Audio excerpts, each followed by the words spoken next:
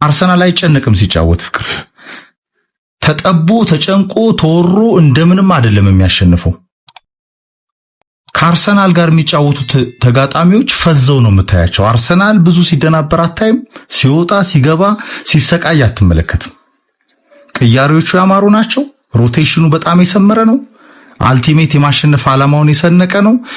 ተጋጣሚዎቹን በራሳቸው ሜዳ ላይ በአግባቡ ይከላከላል። በፍጹም ጎል አይቆጠርበትም።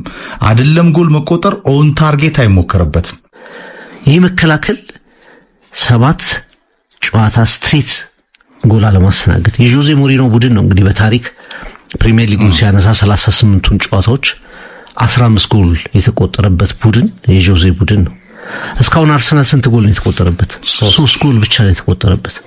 በማንቸስተር ሲቲ፣ በኒውካስል ዩናይትድ፣ በሊቨርፑል። ከዛ በኋላ ጎል የሚባል ነገር እያስተናገደ አይደለም። በ10 ጨዋታ 3 ነው ያስተናገደው ኤፍሬም። በዚህ ሬሾ ከሄደ የጆዜ ሞሪኖ የቼልሲ ቡድን ሪከርድ የመሰበር እድሉ ሰፊ ነው አይደል?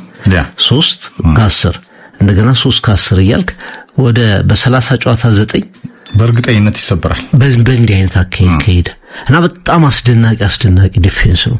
ስለ ዲፌንሱ ስታወራ ስለ አራቱ ተከላካዮች ብቻ አይደለም የምታወራው። በአብዛኛው አርሰናል የሚከላከለው ከዮኮሬሽ ነው የሚጀምረው። ከመጀመሪያው ተጫዋች ነው የሚጀምረው። መጨረሻ ላይ የሚመጣውት አደጋዎች መጀመሪያ በተራ እንዲሰበሩ ተደርጎ ነው። ሁለተኛው የአርሰናል ሚድፊልድ በሰጋነው ልክ አልሆነም። ቶማስ ፓርቲን ሲያሰናብት አርሰናል በጣም ሊቸገር ይችላል የሚሉ ቅድመ ግምቶች ነበሩ። ማርቲን ዙቢሜንዲ፣ ዴክላን ራይስ በጣም ጥሩ ጥምረት። የዙቢሜንዲ መምጣት ራይስ በብዙ መልኩ እንዲቀየር እንዳገዘው መረዳት የምንችል ይመስለኛል። ራይስ ዘንድሮ የአርሰናል ብዙ ነገር ነው። ስለ ቆሙ ኳሶች የምናወራ ከሆነ አብዛኞቹን ኳሶች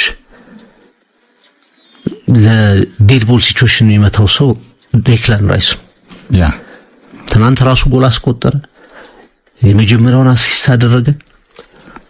የቡድኑ አጠቃላይ እንቅስቃሴዎች፣ የማጥቃት እንቅስቃሴዎች ቴምፖውን በመቆጣጠር ጎል በማስቆጠር በጣም ድንቅ የሆኑ ቅጣት ምቶችን በመምታት የአርሰናል ሚድፊልድ ላይ የተለየ ተጫዋች ሆኖ እየመጣ ይገኛል።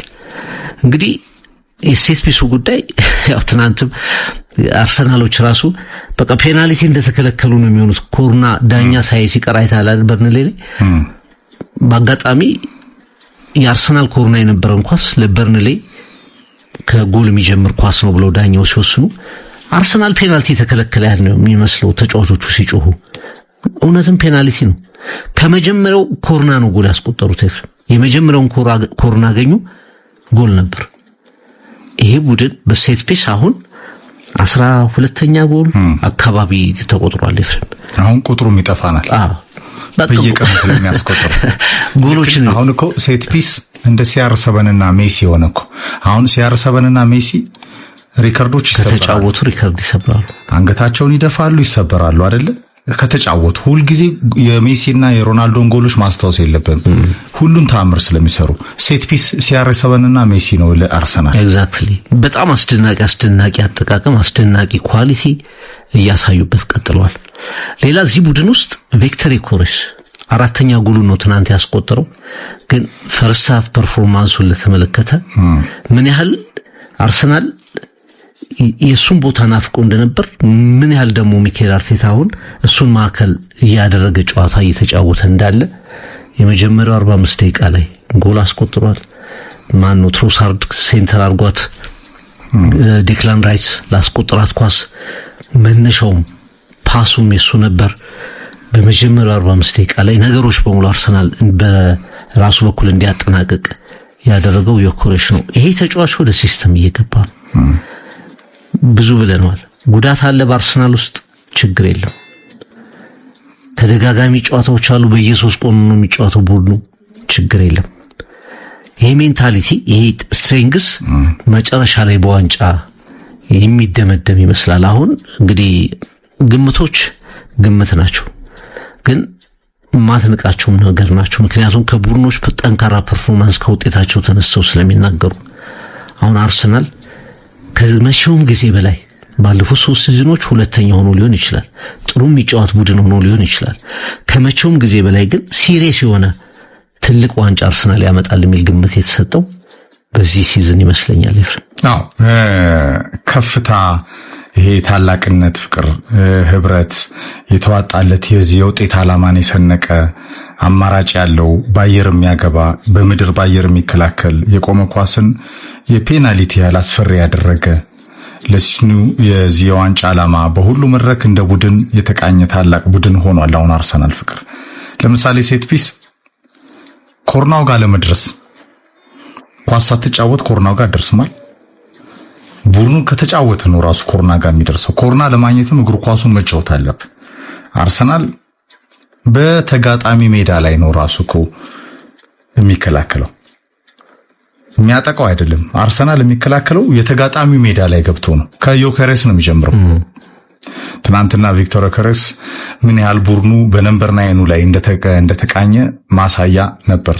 ሜዳ ላይ እስከነበረበት ሰዓት ከጉዳት ጋር መጠነኛ ጉዳት ጋር በተያዘ ተቀይሮ እስኪወጣ ድረስ ፍቅር ሙቭመንቱ ኳስ ሜንቴን አድርጎ የሚያቆይበት መንገድ እያንዳንዱ ኳሶች ከሱ የጨዋታ እንቅስቃሴ ታጋይነት ጋር ያውም ትንሽ ፍጥነት ቢኖረው የበለጠ ከዚህ በላይ አሁን የኪሊያን መባፔ አይነት ፍጥነት ቢኖረው ምን ሊሆን ይችላል ይሄ ተጫዋች።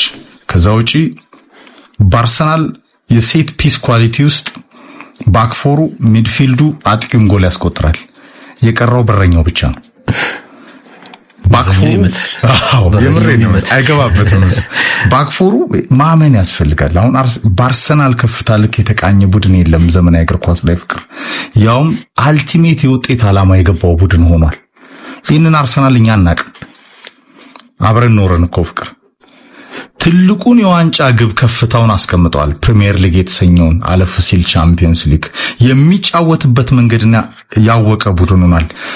በዛ ላይ ሴት ፒስን እንደ CR7 እና ሜሲ ቅድም እንዳልኩ በዛ ልክ ያገባቸው ጎሎቹ ለወደፊት እንረሳቸዋለን። ቁጥሮችን በየቀኑ ኦፕታን እያየን ማውራት አለብን። ምክንያቱም ሪከርዶች በሴት ፒስ በአርሰናል ይሰበራሉ። የፔናልቲ ያላርጓቸዋል። ከአንዳንድ እኮ ትናንት እናስቆጠረ ሴት ፒስ ላይ አሲስት ራሱ አሁን አርሰናል እያለማመደ ነው። የሴት ፒስ አሲስት ኪንግ ሊሆን ነው ኮማጋልሽ። ሴት ፒስ አሲስት ፍቅር እና እግር ኳስ ሳይንስ፣ ዘመናዊ እግር ኳስ አሁን የደረሰበት ከፍታና ኮርናም ለማግኘት ግን ኳስ ስትጫወት ነው ኮርናው ጋር የምትደርሰው። በእርግጥ አርሰናል ከ1996 እስከ 2018 በቬንገር ስር ቅድም በጣም ጥሩ ፖይንት ስላነሳ ነው የምናውቀው አይነት አርሰናል አይመስልም ያሁኑ የሚካኤል አርቴታ ቡድን። የአርሰናል በአብዛኛው በጣም አታኪንግ ፉትቦል ነው የሚጫወተው። የቬንገር ቡድን የአርሰናል መንገድም ይባል ነበር አይደል? እንደው በቃ አርሰናል ወይ የሚባል ነገር ቢዩቲፉል ጌም። ተጫዋቾች በነፃነት ነው የሚጫወቱት፣ ክሬት ያደርጉ ነበር።